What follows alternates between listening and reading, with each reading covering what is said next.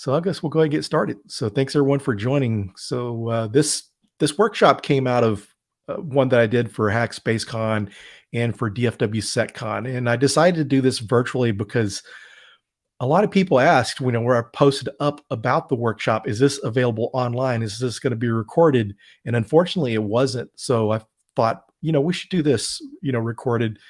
One of the things, or in live, because one of the things over the pandemic, there's been a lot of good virtual content, and we really need to keep that up because even past things are getting safer. If you're vaccinated, take precautions.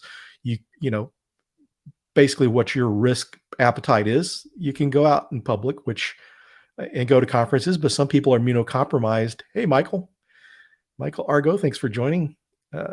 Michael and I actually met back in my consulting days. He was one of my customers at a pen test site. We met then and became friends and stayed in touch since. But at any rate, the virtual content is good, and people are in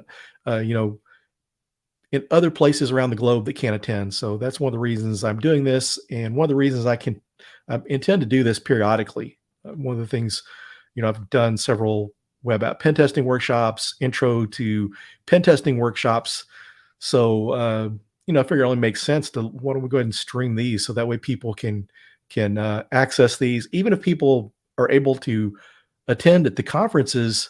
Sometimes maybe there's another workshop going on at the same time that they take. And so this is just a way for them to be able to attend and watch later on. So I have my CISSP, and then my most coveted, most proud certification is the OSCP, and then the SANS Web App Pen Testing certification. So my current role is Security Solutions Specialist and Evangelist at SCI, and a big shout out and thanks to them for supporting my community efforts. Fortunately, working for them, speaking, teaching workshops, my community stuff, attending conferences, one of my favorite things to do is part of my job. And having someone to send me around the globe to do those things is very, very awesome. So I'm an offensive security professional instructor. So I've been in security for over 19 years. Prior to that, I spent a little over 6 years as a sysadmin, which was very valuable in my security and pen testing career. I've been in offensive security for 11 years now. I'm a former adjunct instructor at Dallas College. I taught pen testing, web app pen testing, and I continue to teach workshops. Also, I'm the founder of DC 940, which is a local DEF CON group, and the Pwn School Project. I'm the concept creator and co-author of the Pentester Blueprint, Starting a Career as an Ethical Hacker, which we're discussing today. I saw the opportunity to create a workshop that would help people and add some things that I've learned since I wrote the book that help people career-wise. I was also featured in the Tribe of Hackers Red Team book, which gave me the opportunity to write for Wylie Publishing. They reached out to me and asked me if I need book ideas. And I love podcasting, and so please check out, subscribe, or follow, depending on the platform, to the Hacker Factory podcast and the Phillip Wylie Show. These are available on all popular platforms, and they're one of the nice things about it too is it's a very good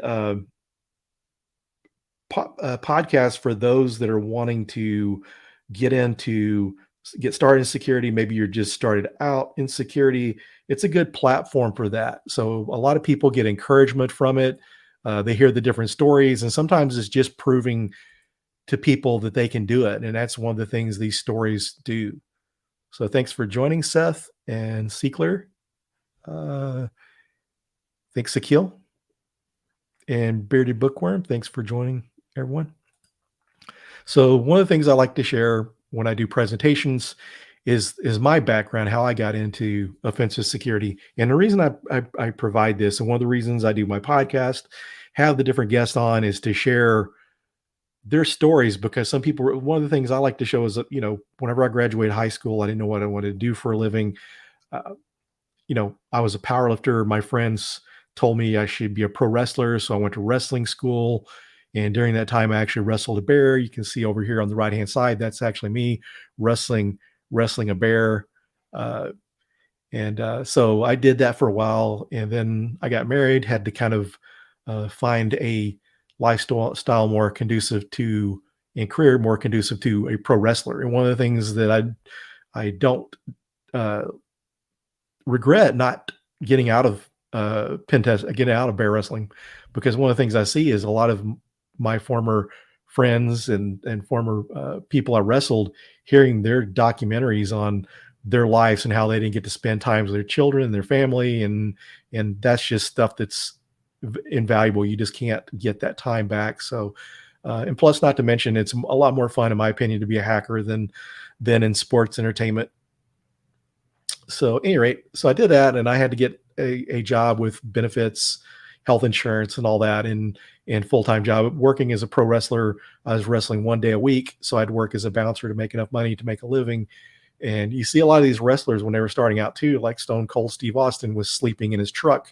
They would buy food enough for a few days until they got the next paycheck, and so it's a really difficult life. So, CAD drafting is how I found out about sysadmin work. So prior to being a CAD drafter, I had minimal to no exposure to computers. This was back in 92 or 93.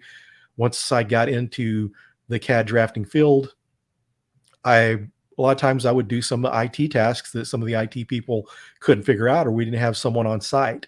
Uh, Back when I was first getting into drafting, it wasn't long that Windows 95 came out. Trying to get Windows 95 to print correctly and all this, I was able to figure that out. I taught myself how to build computers, and then got a job as a sysadmin, because one time our company had a sysadmin come in to work on our servers.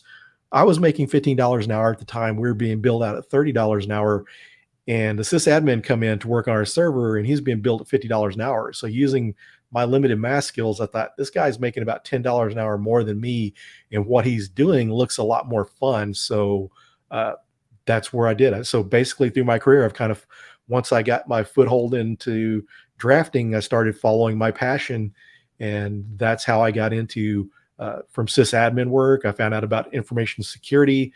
I worked in network security for a little over a year, moved into application security. Application security is when I found out that my next job I wanted was to be a pen tester. So I managed our third-party pen tests. So we hired consultants to come in and do pen tests. I oversaw the scheduling and the remediation of those projects, as well as I got to do some web app vulnerability scans. So I started gaining some skills to be a pen tester, but not all those. Another point of encouragement here too is I applied for a job. My job at the mortgage company was coming to an end. The mortgage company was selling off parts of it. MetLife, that owned us, MetLife Bank, MetLife said they were going to, since the mortgage industry wasn't doing well, they were going to sell off that part of the company. So that way their stakeholders are still seeing profits and getting paid dividends. And so when I got laid off, or was about to get laid off, I started looking for jobs. I saw that Verizon had a pen tester role open. I applied for it. And what helped me get the job was because I was passionate about learning. I was passionate because I had my own home lab. The hiring manager was one that was big on people being builders, not really so much focused on the breaking or hacking piece. He always encouraged us to learn how to build stuff. So if you understand the technology, you're able to hack into it. And we're going to get into more details of that. My good friend Darren on here, he's very well known for reading the manual. He's working on a pen test. Maybe it's a technology he's not familiar with. He'll read the PDF or the different documentation white papers on that technology to be able to understand it, to be able to perform an assessment on that technology. So basically, this is just kind of share my career path and encourage you. You can do this if you want to, and don't give up. Hacking is not easy to learn. Pen testing is not easy, but if you put in the time and effort and you take your time, you'll be successful. Okay, welcome, Papa Shell. Papa Shell is one of my co-hosts of our DEF CON group in Denton, Texas. Awesome. See someone from UNT, another vote for Home Labs. So I used to share this slide with my students each semester. With great power comes great responsibility. I originally heard Uncle Ben tell Spider-Man that in one of his first Spider-Man movies. I always thought it was Uncle Ben's quote, but found out later it was Voltaire. And then someone, when I gave this presentation, said they thought it was maybe even someone else besides Voltaire. But I think it's a good one to share, because when you're learning how to hack, there's lots of resources that you can practice legally. You don't want to get, any blemishes on your legal record. You don't want any offenses against you. So if you've got a criminal record, it's going to make it a lot more difficult to get jobs. I've known people that were developers, and this is not even working in security, that had a hard time finding jobs because, having a criminal background. So only hack if you have permission, even better written permission. Hacking without permission is illegal. So we're going to discuss some of the other areas that you can use to learn how to hack and be perfectly safe and not have to worry about getting any dings against your record. And also, too, you really want to start out with resources that are easier to learn to hack into to build up that skill set. It's like if you're going to be a football player, you play any kind of sports, tennis player, runner, you don't start out at the highest level trying to compete. You're going to quit, give up, you're going to overtrain. So you need to start out with things that are easier. So finding a purposeful, vulnerable environment will help you learn how to do that. So we're going to discuss the what, why, and how of becoming a pen tester. So this first piece is really more from what come from the Pentester Blueprint. We'll get in towards the second half, and it's going to tell you how to get experience that you could use to get a pen testing job without maybe you don't have the professional experience, but we're going to discuss things you can do to help out in that area. So pen testing is assessing security from an adversarial perspective using hacking tools and tactics and techniques and procedures, TTPs, also known as ethical hacking. So most people are going to understand this from ethical hacking. Pen testing sounds like you work for an ink pen factory testing pens. So that's kind of a little more difficult for people to understand. And I typically tell people I'm an ethical hacker, but the funny thing is you run into people that you'll tell them you're an ethical hacker and they said, is that such a thing? Is there such a thing? But, it's just one of these areas that's not very well understood, even with people in security. So security posture from an adversarial perspective gives you a better understanding of the security risk severity. Exploitable vulnerabilities are higher risk and higher priority for remediation, as well as justification for budget. Some vulnerabilities may be too expensive for the companies to remediate, but if it can be hacked into, then that gives them, it's a higher priority, and they realize and see that they should remediate these. Some cases people don't, they file risk acceptances, but that's a whole different topic there in itself. So why pen testing? Regulatory compliance really helped the pen testing field grow. When I got into pen testing, PCI compliance was fairly new. I would go to local meetups, and I might be lucky to run into one or two, maybe three other pen testers. And now if you go to our local meetups, Dallas Hackers Association, you'll see a room full of pen testers. And what's happened and helped this grow is mainly PCI, the payment card industry, data security standard. And so this is like if your company's processing credit cards at a certain amount, mainly banks you'll see doing this. Credit card companies have to do this. Even some e-commerce companies have to go through this as well if they're processing at a certain level. So HIPAA for medical devices and healthcare providers, they're starting to require this type of pen tests and stuff for medical devices. This is becoming part of a very needed area because pacemakers, insulin pumps, those could be hacked and hurt and cause injury to people. And so service organization control SOC 2. So technology services companies, if you're a SaaS-based company or some other type of technology company, a lot of cases you have to be SOC 2 compliant for companies to do business with you. And then FINRA, Financial Industry Regulatory Authority. And another reason why pen testing, there's a lot of fun opportunities. If you like a challenge, if you're someone that likes puzzles, you like CTFs, you like those type of things, you're very curious about trying how things work, this is probably going to be a good area for you. So pen testing jobs, synonymous terms and departments. So penetration tester is the long term of pen tester. Penetration tester is security consultants, analysts, and engineers. These are some of the roles sometimes that pen testers fall under. HR doesn't always have the exact title for every role in the company. And when you're looking for a job, look at the job descriptions. It will tell you it'll tell you a lot of cases on the job description, they'll tell you penetration tester nowadays, even though your official company title may not be that. Sometimes you have two titles, the HR title and your official title. So when you're looking for a job, it's important to know this. So other synonymous terms, we kind of mentioned ethical hackers, offensive security, which offensive security to me is one of the more explanatory terms. And then adversarial security is kind of a cool term that I've seen out there that's a good describer. Departments and pen testers work in roles. So departments that you see these pen tester roles in, threat and vulnerability management or vulnerability management, you'll see sometimes, and then you'll see some departments that may be offensive security. So these are some of the terminologies and things to know about when you're looking for a job. So pen testing skills are helpful in other areas. So you look at SOC analyst. If you understand malicious traffic, that's going to help you in your job. If you're a network security analyst or engineer, then understanding malicious traffic is going to help you there. Digital forensics and incident response. When you're responding and investigating an incident, the more you understand the hacking side of things, the better.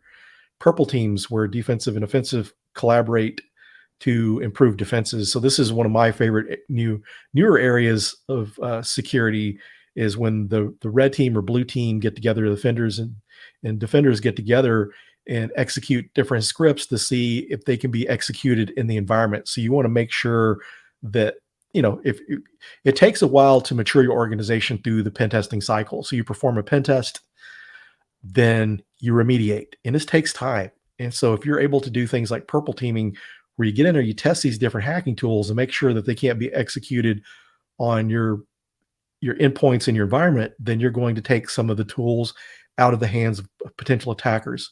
So this is kind of one of those areas too that's kind of very educational for people who work on the blue team.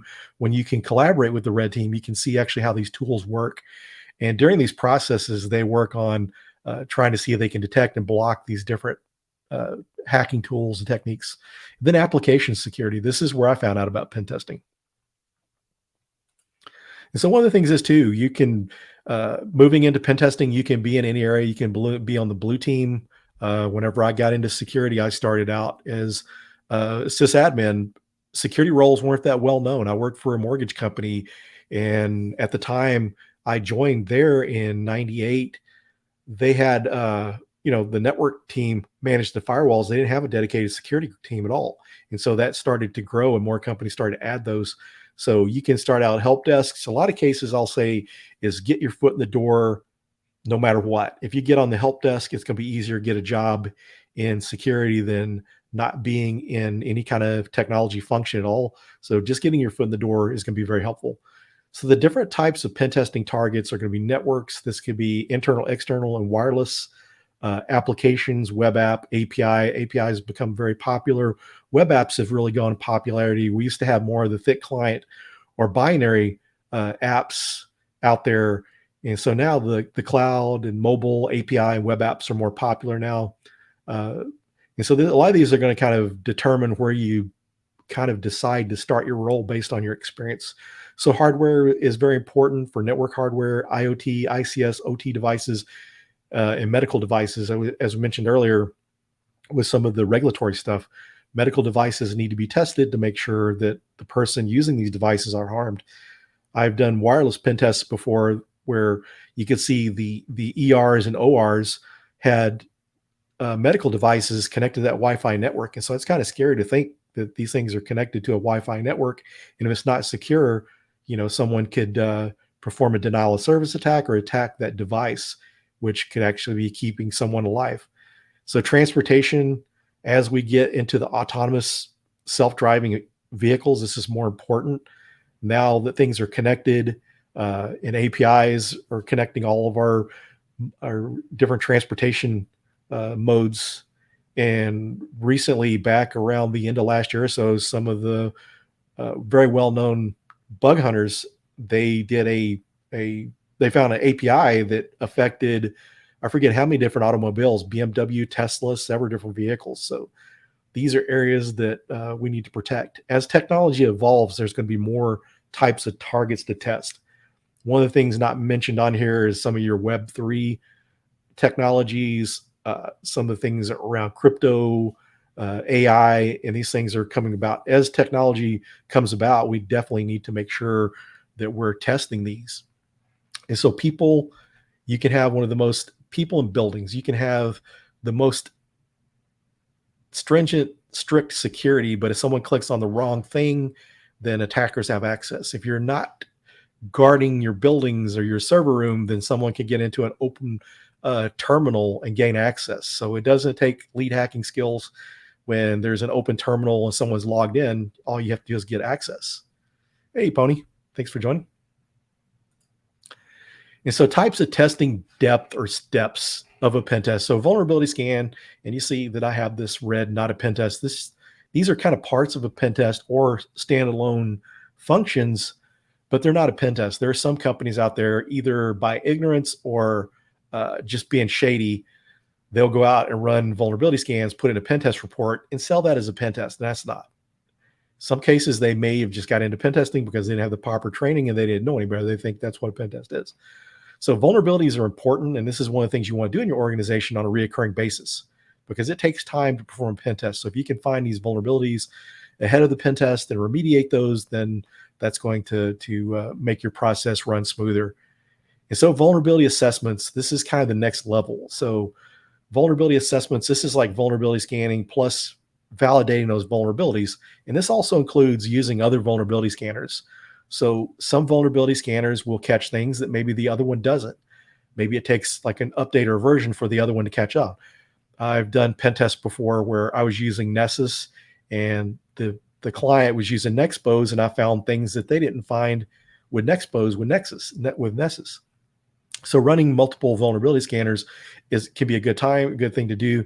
I've seen some very well-known and very highly skilled pen testing firms that they'll run something like OpenVAS along with Nessus. And so you want to validate all those vulnerabilities, and finding the vulnerabilities during a vulnerability assessment is not always about the tools. You can use manual techniques. So ways to find those. So you're trying to find anything and put into your report. So one of the things about a vulnerability assessment, we're not hacking into it or exploiting it. So the next level here is the pen test. So this is basically a vulnerability assessment plus exploitation, also known as hacking. So red team operations, also known as adversary emulations. I like to make sure to show the difference there. Sometimes offensive security gets generalized as red teaming when the true terminology came from adversary emulation. So when you're discussing this with someone, make sure you know which one they're talking about. So this basically is kind of like testing the blue team. This is attack simulations and less restrictive in scope. A lot of cases, one of the things that's happened with pen testing and a big gap with the compliance pen testing is there's so much little budget, and a lot of the budget's put on for PCI pen testing, so things get missed. Sometimes they don't include social engineering or physical assessments, which are needed, and they're only doing a sampling, a small scope. So it's a good idea to do all of that. And kind of the difference between an adversary emulation and a pen test, you're looking for all the vulnerabilities that can be exploited and trying to exploit all those. With a adversary emulation, you're trying to find something that will lead to a breach. There's a control group that knows this is going on, typically like CISO. You don't always let the blue team manager know because some cases they're going to tip off their team because they don't want to look bad. And you want to make sure this is like a real world scenario. So when people see that, you see the reaction time. Are they reporting to the IR team? I've seen some cases where people were going through a red team operation or adversary emulation, and they actually brought in the IR team to investigate. And that's great. They caught it. They brought in someone. And that's one of the things there that you're not really getting from a pen test, but you need to do both of those. Pen tests is probably the most important as your organization matures. Then red team operations are good to add in there. So they both work well together. And as I mentioned, the full scope pen tests of yesteryear are not happening as much now, and we need that. And so this kind of helps, doing a full scope pen test where you're doing physical and social engineering is very important.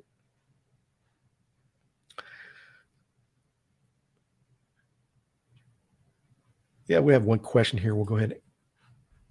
Good question that we'll go ahead and answer here while we're going through the presentation. It says, do you recommend vulnerability management and analyst roles before pen test, or you can work 1 to 2, 3 years as a SOC analyst? It's really up to you. And I would say sometimes, it doesn't have to be planned. If you're working somewhere as a SOC analyst or you're working in some other vulnerability management role, apply for those roles. You just don't know when you're going to get the chance. I had a student one semester that was really ambitious coming in to the beginning of class. He said, I want to be as good a pen tester as you, but I don't want to take that long. Is that possible? I said, yeah, it's just a matter of time, the level of effort and time you're wanting to put into it, basically, and how much faster you're able to learn. You can get in those roles quicker. So don't let you, and I kind of told the guy, yeah, you can do that, which, encourage him. I believe in encouraging people. And then he came up 2 weeks later to have to read the textbook to be a pen tester. And I kind of told him, gave him my honest opinion. I said, well, you have to spend more times in the lab, more with the hands-on. But, he's really someone that I really wasn't sure how well they would do because, didn't want to read the textbook. A year later, he got an internship as a pen tester. So one of the students that I least likely thought would get the role got a role. And so that's one of the things that you got to go for it. You just have to try, have a backup plan, have a plan in place where you're doing something to get your foothold in, but you can jump right into a pen testing role if you know it, if you learn it well enough. We have one of our uh, community members that was former law enforcement, and on the Hacker Factory podcast, he took he was kind of a retired law enforcement officer, or either that he retired or took time off.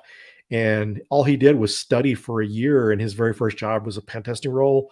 I have a former student that she was a mother. She had like a degree in uh, computer science, took several development classes, and then her very first technology role ever was getting a job as a pen tester. So you just have to apply for those jobs. So there's no, some people will tell you that you need to start on help desk or you need to be desktop support or sysadmin. You don't have to do those things. Now, the skill set is very important. So the skill set of someone that's like a system administrator or something is helpful. So very good question there. Yeah, let's see. So Pony says, I've heard of people doing SOC before transferring. Yeah, there's actually TinkerSec. That's TinkerSec from that was, kind of got his start in our local community. He was on a SOC. And then one of the things he took advantage of is learning what that malicious traffic looked like during pen test. He paid attention, was able to do what's similar to what we call purple teaming now. And it's just a good learning experience. So always leverage that. If you're in a company, they have a pen test team, see if you can shadow the pen test team. See if you can shadow them. Some companies have cross training or opportunities that they could work with other groups for like a week or two.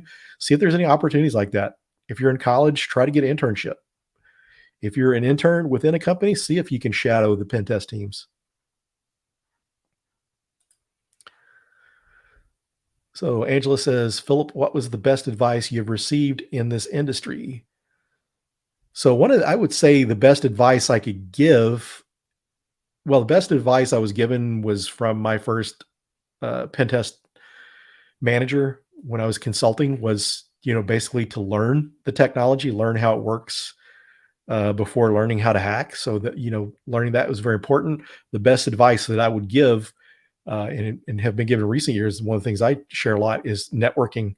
Networking is the best thing you can do for your career. If you're actively networking, you're going to have an easier time finding a job than the people that aren't. You could be the best hacker in the world, the best pen tester, but if no one knows who you are, no one has access to your resume, they can't find your resume, can't find you, then it's going to be hard. But people know you, they can share opportunities with you, they can get your resume to hiring managers and so forth. So some of the specializations we discussed the different type of targets. So you can also specialize in those targets, or you can not be, or you can be a generalist where you're basically testing several different technologies, and then you can kind of figure out where you want to specialize.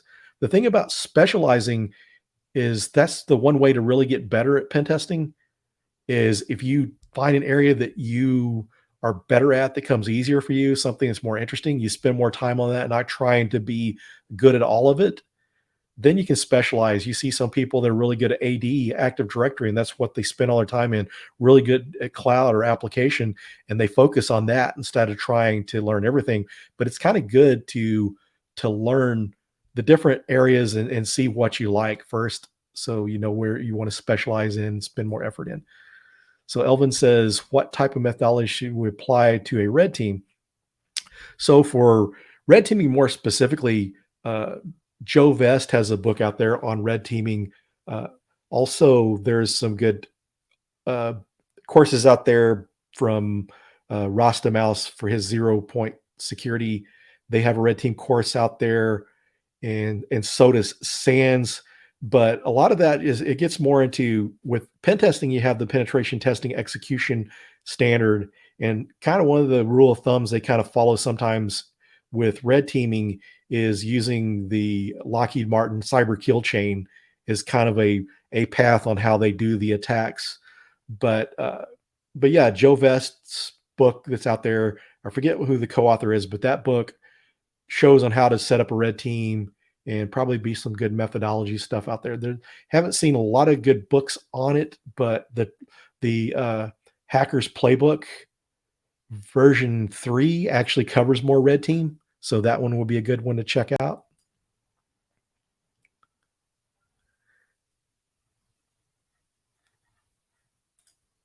So we have another question. Do you need to know Python, C++, SQL for some others? They want to know much more for the basics. You don't have to know that getting started, but it helps. One of the things that I've had a lot of different guests on my show. Uh, Alyssa Knight's probably one of the best hackers I know, and she's very successful, but she doesn't code. And so you don't have to know that. So I'd say if you want to get in the field, get your foot in the door and learn how to code along the way. There are some great benefits to knowing how to code and also knowing SQL, especially if you're going to do web app pen testing. It's really important to know that. So get your foot in the door and then learn, because what happens is when you put these self-imposed restrictions on yourself, you're going to be spending your time trying to do Python, and that's learning to program, and that's a whole skill set on its own, and it's going to prevent you from learning to pen test. So get started learning to pen test and learn how to script or code along the way. So there's different types of knowledge of a target. And so the black box, also known as a blind pen test, this is limited knowledge of your target. This is more of an attacker approach. The white box, also known as crystal box, is detailed system info or accounts for like a web application. Sometimes this is also referred to as an assumed breach, having access to the system because you really need to test. Say your environment's really tough. Maybe someone can't, it's near impossible to hack in to your environment. But what happens with someone that either has access to the system, either because they're an employee, a contractor, maybe they're a threat actor that bought some leaked credentials and they're reusing those. So you need to test authenticated. Plus, there's some things that you may be able to, you want to make sure that someone at a regular user level can't elevate privileges and stuff. So you need to do that. And gray box is partial knowledge of the target. This is giving you like subnets. And so this is closer to what real world is like, but it's definitely important to use all these methods. So even if you're doing a pen test, that is a gray box pen test.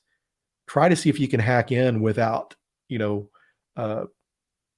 credentials or whatever. So make sure you try that. And then when you're doing the pen test with the different levels of credentials to make sure that those accounts don't have more access than what they should have, practicing the least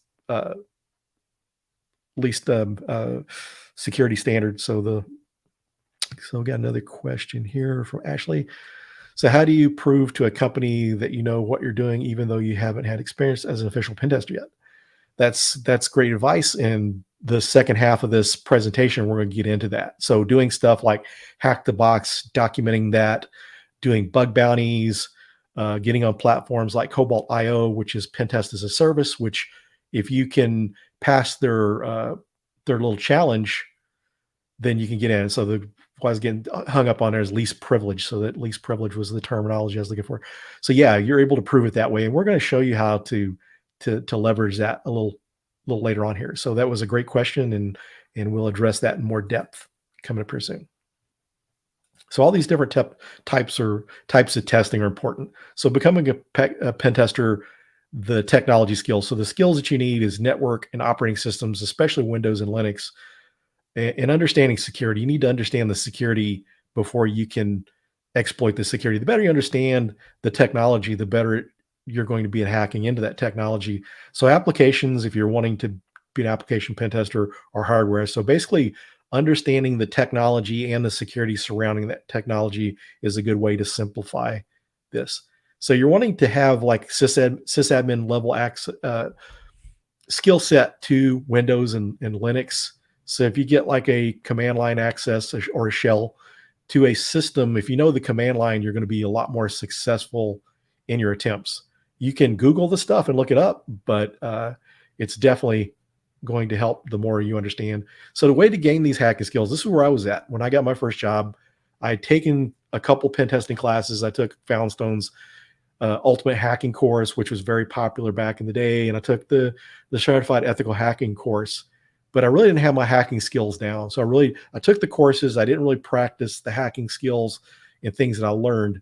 So you need to take class. You can learn these skills through classes, conferences, different security organization clubs and meetups, like your DEF CON groups, your OWASP groups, your hacker associations, and then self-study, building a home lab, online labs like TrackMe, Hack the Box. There's a lot of great YouTube videos out there, tutorials, and some good blogs on there. You can find a lot of good stuff on Medium and Twitter. So developing the hacker mindset. So this is going to be built by practicing in your labs, learning how different exploits work, learning how to exploit different vulnerabilities, different security configurations. So this is going to help you. So the more you do it, the more you develop that hacker mindset. And so this is developed through repetition and time. So the more you practice something, once you've brute forced a password, did a password spray, and you see where there are vulnerabilities, these could be used in those areas, you kind of develop that mindset, because as a pen tester, you're going to be performing research as you're doing the pen test, looking for exploits. And so as you build up that kind of repository, keeping notes of this stuff, as you learn these different techniques, you find a vulnerability, use something like Notion, Evernote, these different note-taking tools to keep track of that. So that way, when you come back to it, you don't have to research and look it up again. That way you can more quickly do that. And one of the things we do as pen testers, we keep our own little notebook of different techniques and tools and stuff. So the formula for the Pentester Blueprint is technology knowledge plus security knowledge plus the hacker knowledge and mindset. So this was kind of expand a little bit more on this, because before it was the hacker mindset, and this is really the knowledge and the mindset to be more accurate. So this is another good question around coding here. So you need to know more to read code than actual coding? Yes. So once you understand, one of the things you'll do, and one of the things I learned through going through the OSCP, is to modify exploits. So it doesn't take, it takes some skill to do that, but it's a lot easier to learn how the code works. So understanding how the code works so you can modify exploits is definitely needed. So that's a great point. Thanks for bringing that up.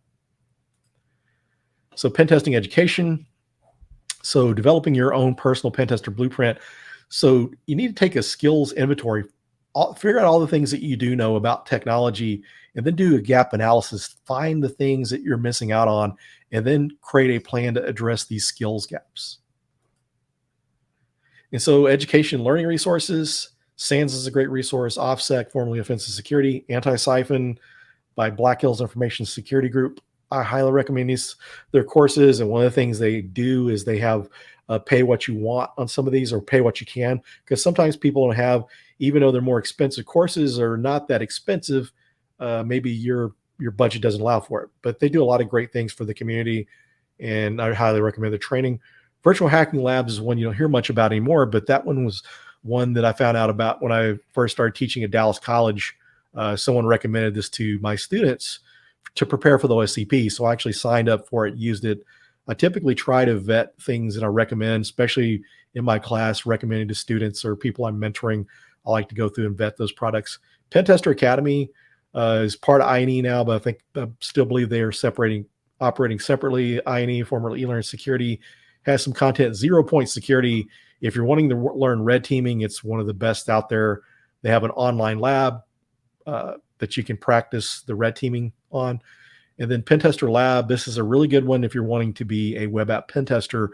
They go beyond like some of the resources where you're able to test the security. They're showing you if there's a way to get a shell to that system, get system control. They're going to show you how to do that. And then TCM Security is another good resource. Hack the Box Academy, and also Try Hack Me. And so some of these offer some form of free. Most of these are not free. content out there, but TryHackMe has a certain level of free resources. So free learning resources, BugCrowd, Hacker 101, hackingtutorials.org. Integrity has some good content out there. Bug bounty companies are trying to recruit people into their platform. So it's, really smart for them to share information on how to pen test. Hackingtutorials.org has a lot of great tutorials on different hacking tools and techniques. And the Web Security Academy from Portswigger. This is a really great resource there. That's from the people that created Burp Suite. And it's actually kind of, instead of updating their book, the Web Application Hackers Handbook, they turned around and put everything online and have a very extensive lab. You can even get a certification. So the certification is $100, but you will have to use Burp Suite to take the exam. But whenever you figure out $100 for the exam plus $500 for another $400 for Burp Suite, $500 is not that expensive for a certification. And then TryHackMe has a lot of free content. TryHackMe is a really good place to get started. So pen testing certifications, the entry level ones here, we have the CEH, Pentest Plus, EJPT, and then you get into more of the intermediate ones like PNPT from TCM Academy, and then the GPen from SANS, the OSCP from OffSec, and then the Web App Pen Testing Cert from SANS, and ECPPT version 2 from INE, and then you get your advanced certifications here, GXPN, OSCE from Offensive Security, and then for Web App, you have the SANS Web App Pen Testing Cert. Offensive Security just came out with one that is a more normal level, or not, I wouldn't even call it entry level. They kind of consider it entry level, but it's really a more real world pen testing cert. The OSWE is doing source code analysis, more advanced pen testing. OSWA is more practical web app pen testing. And then also, I didn't list on here, but they have a bug bounty cert through Hack the Box, which is basically a web app pen testing cert, which is really good, as well as the Burp Suite. It's also the cloud, the GCPN from SANS, and then Red Team certification. So the CRTO from Zero Point Security, and then the Sec 565 Red Team Operations and Adversary Emulation. No cert yet, but I would imagine there'll be a certification to come along soon after. So pen testing certifications.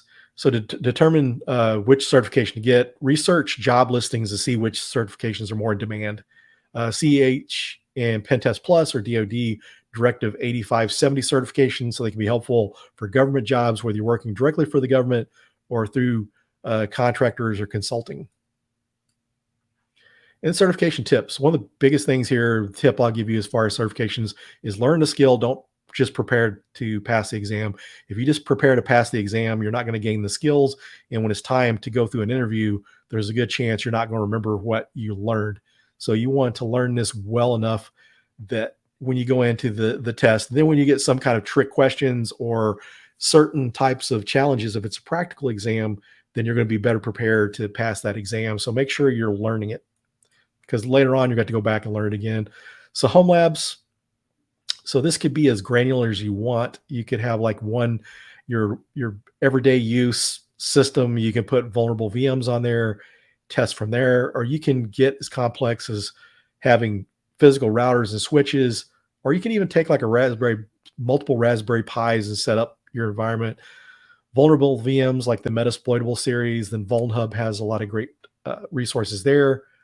Also, so you can, for your hacking system, you'll have like the virtual system that you're going to use for your hacking. So physical hardware, hacking OS. So your hacking OS, Parrot or Kali, Windows Commando VM or Flare VM by Mandiant are really great for Windows. A lot of times people underestimate the Windows tools when they have a lot of good administrative tools that can be used on a pen test.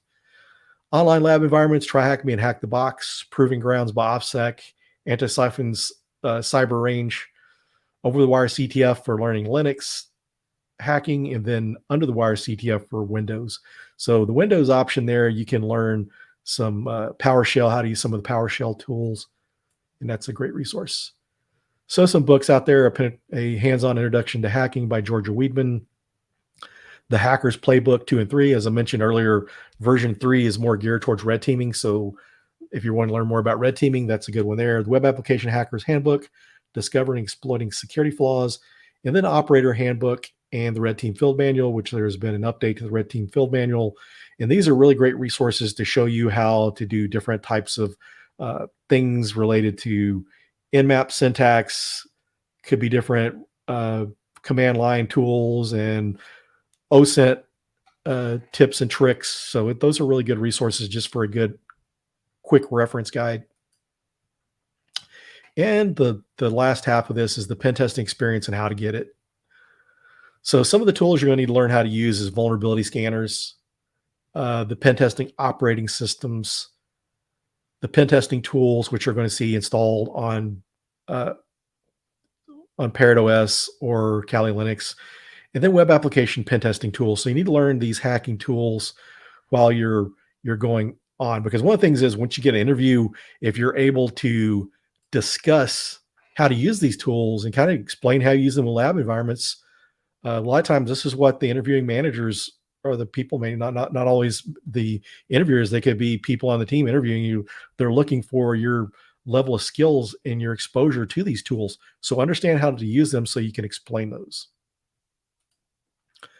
So networking skills are very important if you're wanting to be a network pen tester. Operating systems, you want Windows and Linux skills as a sysadmin level. And so hacking and pen testing skills and reverse engineering. Reverse engineering is a good skill set to have.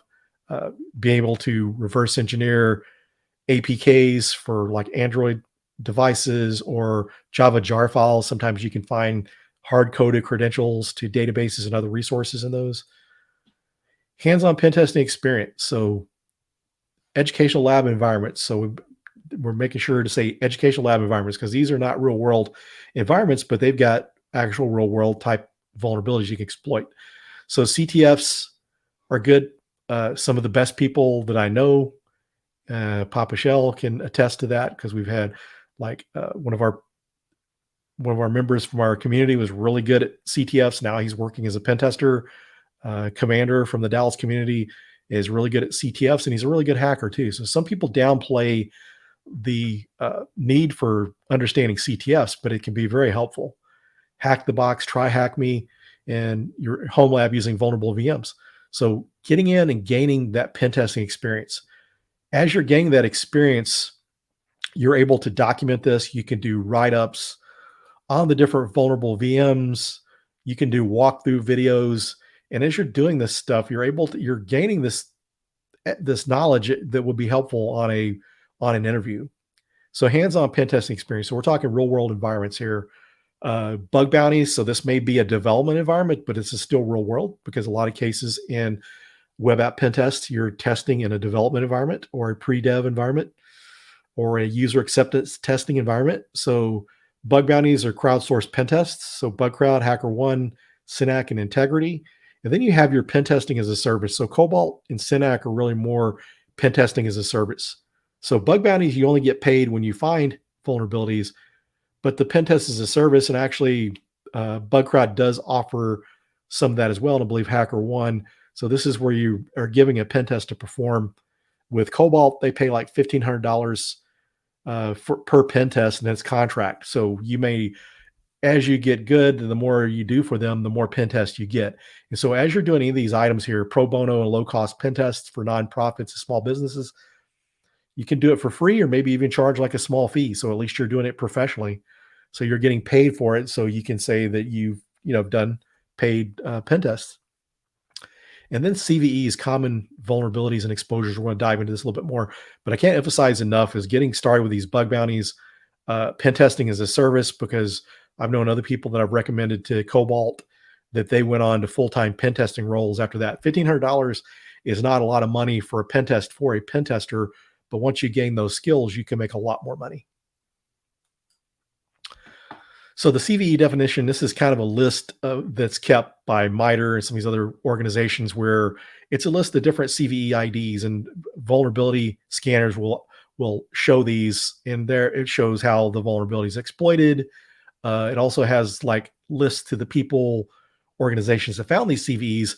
So if you're able to go out and find these CVEs, find these vulnerabilities that no one has known about, some cases, you hear 0 days. So a 0 day could be submitted and get a CVE.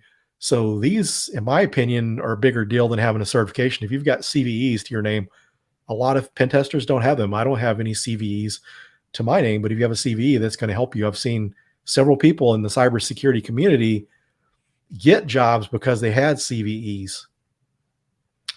So, at any rate, some good resources here is Bobby Cook, aka Boku. Beginner's Guide to ODay and CVE AppSec research can be found on his blog, which is a really good resource. And then Joe Helly was one of the ones that really, also known as the mayor, brought my attention to CVEs and how this is valuable for people trying to break in to the industry. He was playing around and found some CVEs, and what he was doing was finding free and open source hotel reservation softwares, downloaded in his environment, installed it, performed a pen test against it, found vulnerabilities, reported, and got CVE numbers. So these CVEs you can actually put on your resume in your LinkedIn. And what's even nice about LinkedIn is you're able to put the links to it under publications, and people can go click on that link, see the CVE, and then actually see that you're credited for it for that CVE.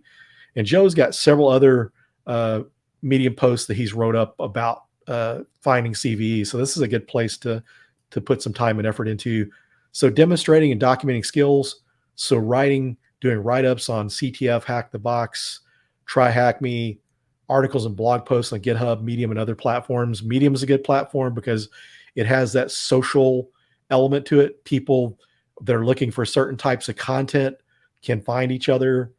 You can find other great content yourself on there. It's a good way for people to see your content. And even if people are not really seeing your content, then you can share the links to those write-ups on your resume or your LinkedIn profile. And then the CVE IDs list under publications on LinkedIn and your resume.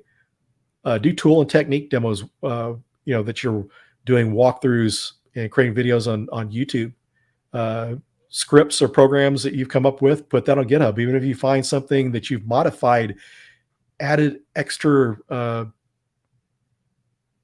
capabilities to it, then that's something that you can put on there. Because people see these scripts, and if you're writing scripts to automate your tasks, that's something good to share, because hiring managers are going to see how you think. And some cases there's, people that are experienced pen testers that aren't good at scripting and coding, but if you can share this on a GitHub, then that's going to be a great way to show your skill set. Build a personal brand. We're in a time now where personal branding is like what I'd refer to as the golden age, or just kind of a peak time to get into it.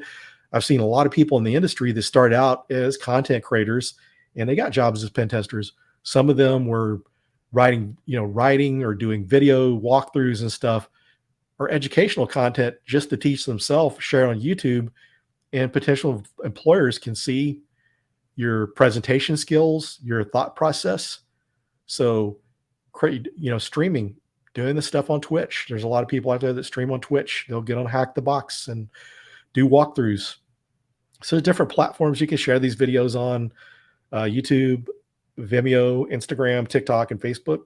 And then also writing. So a lot of people forget sometimes that writing is one of the original content creation types out there. Public speaking, conferences, cybersecurity meetups, webinars, and podcasts. I've seen people at our local DEF CON 214 meetup do a presentation. Was a recent college graduate, did a talk on malware analysis, and a hiring manager from Citibank was in the audience, asked for his resume, and he got hired. I mean, he basically kind of did a technical interview unknowingly.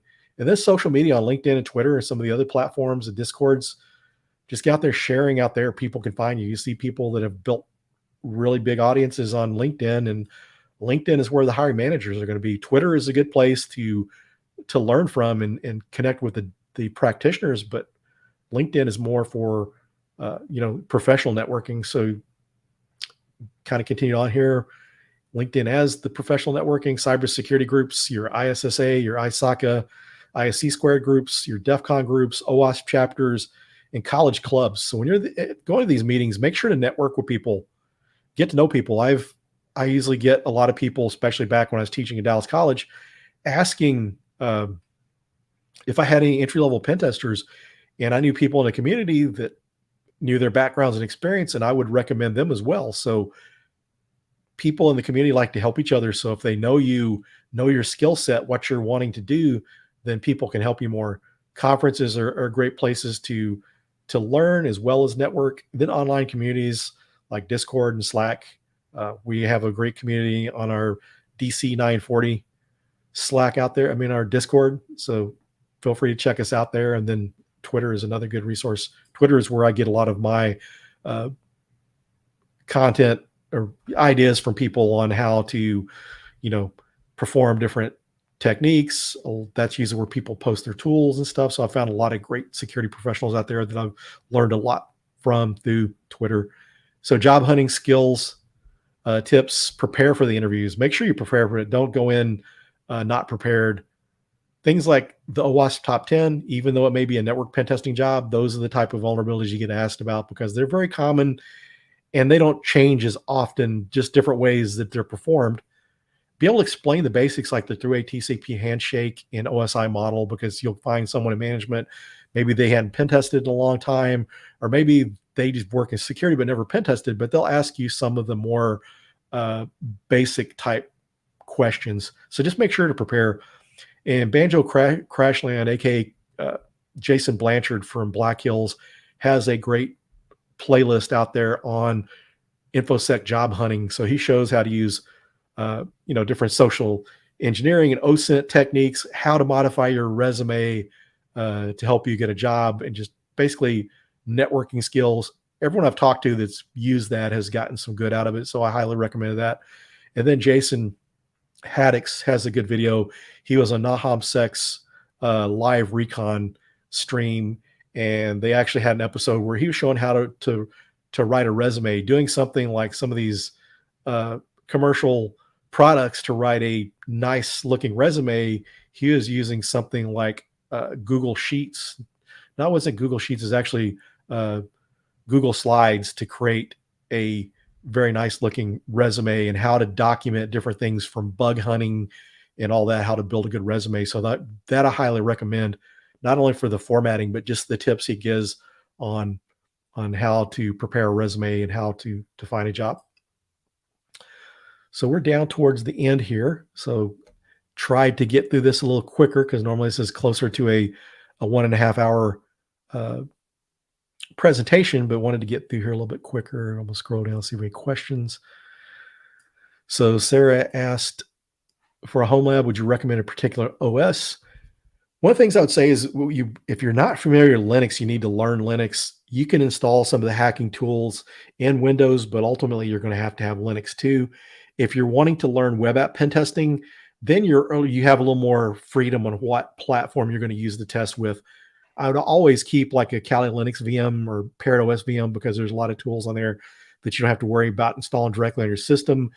But running Burp Suite works great within Windows. It works great within Linux, Mac OS. And when you get in some of the enterprise environments, you'll have to have it on Windows to be able to connect to Active Directory for some applications. So I would recommend, trying to learn Linux and Windows pretty well. Mac OS is a good skill to have, but from actual having to use a Mac OS platform, you don't necessarily have to, but I like it myself because there used to be some problems with Windows using open socket or raw sockets. So, but yeah, I would learn how to use all the different platforms, get familiar with it, because one of the things when it comes to some of these pen testing tools, you can install it just about any platform. But one of the things you run into is OSs like Linux, Kali Linux, and Parrot they have some of the prerequisite code and packages installed on there that makes it easier to install the hacking tools. Sometimes you try to install it straight to Ubuntu or Arch Linux or these other distros. Sometimes it could be very hard to get installed, and you spend more time trying to install tools and actually using it. So Ashwin said is getting ready to take the EJPT exam soon. Yeah, that's awesome. Good luck. That's a pretty good one. That's a really good, out of the ones that are not really so much practical, you do have to have some practical knowledge. So that's a really, really good certification.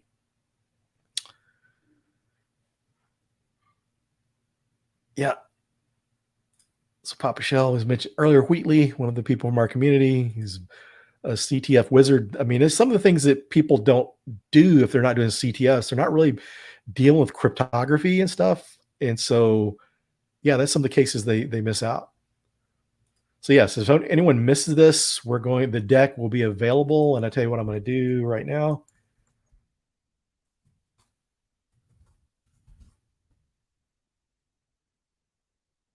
I'm going to share from my website. I put the presentations up so you can go to my website.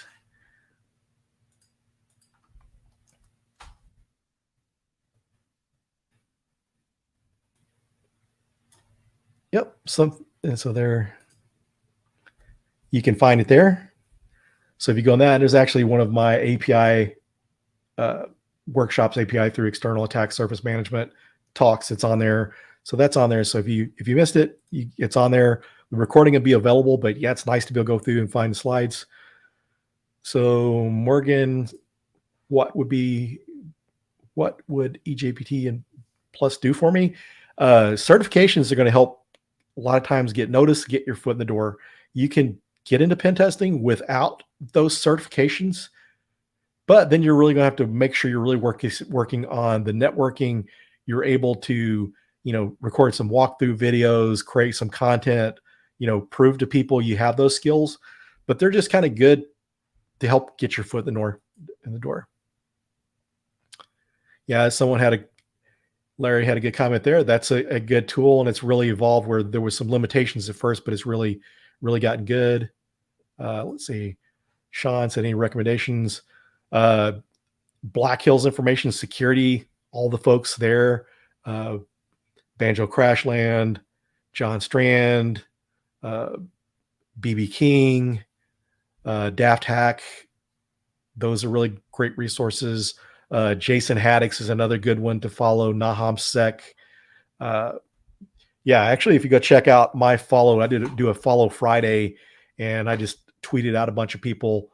So one of the things I do is I just kind of find some accounts that I follow that are really good in certain areas, and then like Trusted Sec, Dave Kennedy is a great one to follow. Tim Medine from Red Siege. So there's some really good ones out there. I mean, it's really where I get all my resources nowadays.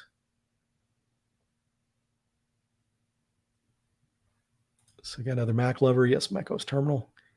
Yeah, it's really nice. It's just, especially when one of the things, whenever you can work in the same OS as you're writing reports, sometimes that makes it easier. And one of the things too, if you have like one of the things, I'll go to this next screen here, is feel free, if we're not connected on LinkedIn, Twitter, connect with me. There's the link to my YouTube channel. I've got a new podcast out there that I don't have listed up here. It's the Phillip Wylie Show. It can be found on Spotify and YouTube. I'm actually have those in a video format on Spotify and YouTube. So check those out. If you have questions that you didn't think of now, feel free to reach out to me. So what's your favorite? I have to say, Mac OS is my favorite. As far as Linux distributions, it's kind of a tie between Parrot OS and Kali Linux.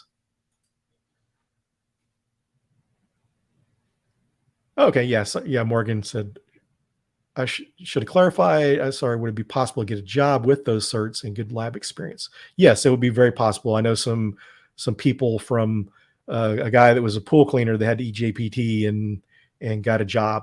So yeah, those what the certifications are going to do, and when you take advantage of learning while you're getting those certifications, it's going to give you the skills, but it's also going to give you, a check mark on your resume, that's going to help you get your foot in the door. And certifications are really more important when you're getting started out.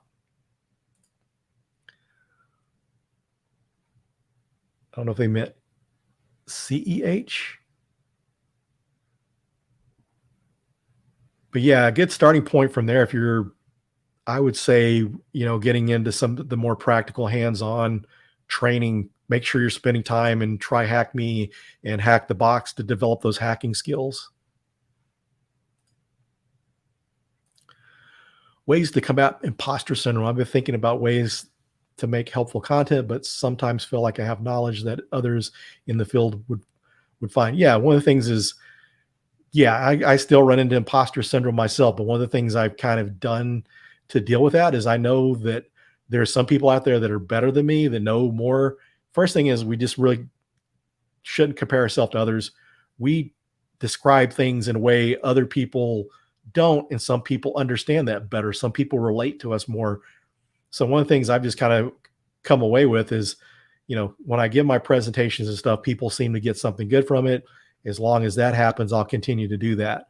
But yeah, if you look on YouTube, a lot of some of my friends in the industry, Chloe Mistagi has done stuff on imposter syndrome. So yeah, uh, just in practice presenting, practice if you're having imposter syndrome and it's just writing, practice, whether it's writing videos, public speaking, practice is what helps. That's probably the thing that's helped me the most, is the repetition, doing it over and over again.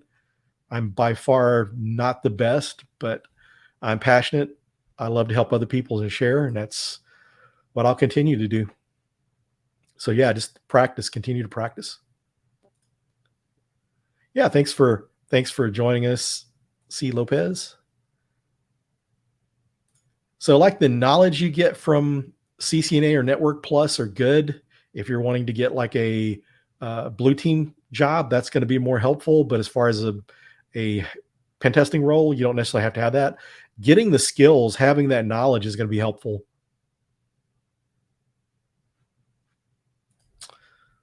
Well, thanks everyone for spending your lunch with me, and we'll have to do this again sometime. I really appreciate it. I hope everyone enjoyed this. And I guess we will go ahead and wrap up for the day. And this will be available on my YouTube channel for further viewing, as well as the slide deck I shared. You can check that out. So thanks everyone for joining. And make sure to subscribe and to my new podcast and the Hacker Factory podcast. I'd much appreciate it.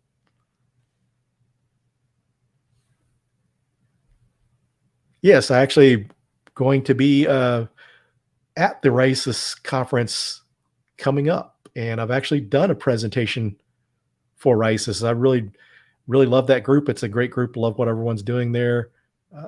Eric Bellardo is a friend of mine, as well as some of the other folks.